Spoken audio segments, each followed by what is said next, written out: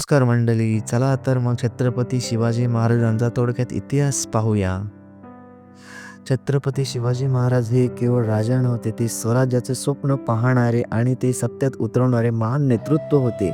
शिवाजी महाराजांचा जन्म 19 फेब्रुवारी 1630 रोजी शिवनेरी किल्ल्यावर झाला. त्यांचे वडील शहाजीराजे भोसले आणि आई राजमाता जिजाऊ होत्या. जिजाऊंनी लहानपणापासून शिवाजी महाराजांमध्ये रामायण, महाभारत, संतांची शिकवण आणि सर्वात महत्त्वाचं स्वराज्याचं स्वप्न रुजवलं. त्या काळात भारतात मुघल, आदिलशाही, कुतुबशाही याचं राज्य होतं. सामान्य जनतेवर अन्याय, जुलम कारभार होता. शिवाजी महाराजांनी ठरवलं आपलं स्वतःचं राज्य असलं पाहिजे, जिथे शेतकरी, स्त्रिया, सामान्य माणूस सुरक्षित असेल. यालाच त्यांनी नाव दिलं स्वराज्य. अवघ्या 16-17व्या वर्षी महाराजांनी तोरणा किल्ला जिंकला.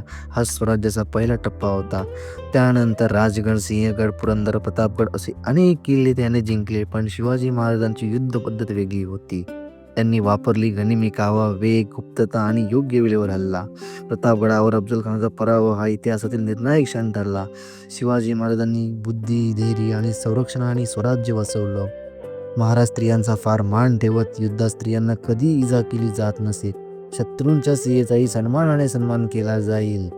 शिवाजी महाराजांनी एक सक्षम प्रशासन उभं केलं. न्याय, महसूल, संरक्षण, आरमार सगळं शिस्तबद्ध होतं. 1674 साली रायगडावर शिवाजी महाराजांचा छत्रपती म्हणून राज्याभिषेक झाला. तेव्हा त्यांनी स्पष्ट सांगितले, हे राज्य देव, देश आणि जनतेसाठी आहे. महाराजांनी पहिले स्वदेशी आरमार उभं केलं. समुद्रावरही स्वराज्य मजबूत केलं.